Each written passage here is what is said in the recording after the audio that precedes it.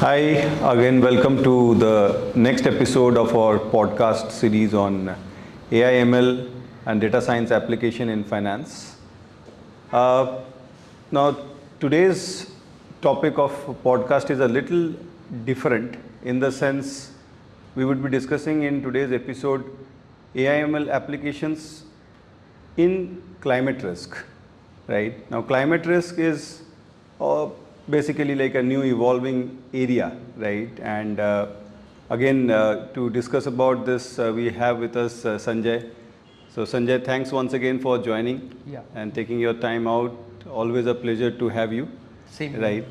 So before going into this AI, ML and all these applications in climate risk, since climate risk is in itself fairly relatively new area that has come into the BFSI domain, or at least we are hearing more about it now, right? So if you can start by explaining what is climate risk and how it is applicable to the BFSI industry, why the sudden stress, why we are hearing so much about it now? Okay.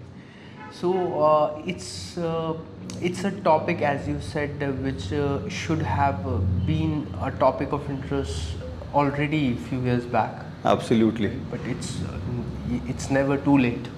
Right. So climate and sustainability got its first attention from European regulators. Okay. Like of European Banking Authority or maybe PRA FINMA. Right. And the idea, the thought process there was that in the financial sector and industry, since banks take exposure in every sector industry, right, what are the vulnerable sectors and industry, right, where the volatility of the assets, okay, right, are driven by the climate risk factors. And what are those climate risk factors? As we all know, that due to carbon emission or depletion of ozone layer or rising sea levels or melting glaciers, or maybe all these rippling effect of that on surface flooding, right, on river Rhine flooding, right, on high changes in the precipitation levels, right, be it snow, be it your other precipitation of things. The thing is that we have a deteriorating climate situation, and that deteriorating climate situation need to be mapped down to at a geographical level, like which particular countries, which particular states or counties, which particular areas like coastal area or above sea level or below sea level, which particular industries or sectors in that area, which particular businesses, right, and which particular communities when it comes to retail, right? So it need to be established in a clear kind of quantitative field, right, and which is already the work is going on to establish it as a quantitative field. But eventually, from a risk perspective, you would see that a lot of thirst would be that most of your lending, right, most of your financing activities, most of your investment activities, or when the bank take exposure, right, to different counterparties or different obligors, they will consider the whether it is carbon neutral or it is carbon, what is the carbon footprint of that particular business. Correct. Why? Because their investors, banks investors themselves have is allocating capital, or maybe giving more capital basis that they would channelize this money away from carbon intensive sector to carbon neutral sectors. Right. So it's a compulsion, a constraint, as well as more of a policy intervention, regulatory intervention, where many countries have gone and said that by so and so year they would be completely zero carbon neutral or zero carbon footprint, right? So that's the case with India as well. But international protocol on climate change has asked for this kind of a coordination, multilateral coordination across countries, and specifically finance is at the center of it. If you stop financing to some of these carbon polluting or the environment polluting industries sectors, right, and then definitely that would bring about the change, a radical change. Okay, understood. So of course the next question the series being AI and ML applications in finance. So the next obvious question will be like, so how machine learning or AI driven models are used in basically like this area of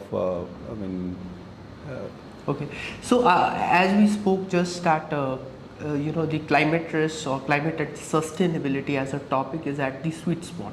Right. And why it is at the sweet spot is that there's nothing established modeling or quants practice there. Correct. Right. So the first savior is that when there's nothing established, why not to use AI/ML?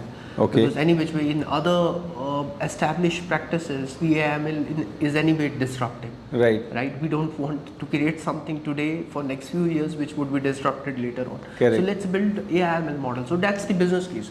That and since it is not that tightly regulated, and even regulator also appreciate that the timeliness with which you need to respond to climate risk is more appreciated by investors or regulators. So hence machine learning models are good at AI/ML models are good at processing or analyzing the real-time data, building model faster, right? AI/ML in itself is an autonomous way of building models or building the decision making engines.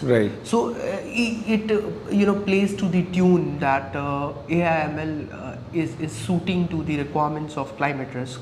The other aspect is that we have been discussing alternative data set. The use of alternative data set is quite huge in climate risk. Okay. And so climate and system. what are the specific kinds of alternative data that is used? So like recently or in last decade, what really happened, many of the private satellite companies have launched their satellite in the lower orbit of the Earth. And that was with the idea of giving live stream information, video, images of change in the sea levels, change in the river levels, right? Change in any weather patterns, right? Change in the precipitation level, snow or rainfall or whatever, right? Change in the humidity, change in the soil erosion, change in the landscaping of a particular area, change in the green cover of a particular area. So this greenhouse effect and all the carbon emissions and everything is being tracked very granularly to various things which leads to them. Right. And this is a wholesome area where we should not call alternative data set, rather they are mainstream data set. Right. So it calls for natural disposition that AI/ML will naturally be there because it is very adept at handling that kind of data set, because that is now the alternative data set which is alternative in other spheres. It's the main data set. Mainstream. Right. So that's the case, and generally the applications as of now is most of the climate risk modelers, they are trying to build convolutional neural network for image processing, for video processing, right?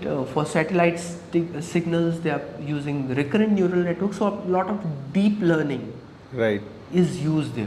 Neural network is used there. Right. So that's the that's the bright spot, right? That if machine learning AI/ML has to prove its point, and specifically a dedicated branch of that is deep learning, it has to prove its point. The point could be proven in the pudding if they prove its point in climate risk, right? Okay, wonderful. That's great insight actually, right? So as always, it has been a nice explanation, and I hope the audience got the idea. Of course, we can go on and on. Climate risk is a favorite topic of ours as well. Being in the risk management industry, in the quant industry, and as I said, we can go on and on. We will have more sessions on climate risk as well as we go forward. But today's series, episode being a part of applications of AI/ML in climate risk. So we will be concluding with this thought for the time being. to be continued in like many more such sessions on climate risk as well, right? So thanks once again, Sanjay, for taking your time out. It's always a pleasure, right? So again, see you in very soon in another series, right? So thank you everyone. Thank you for joining. See you in the next episode.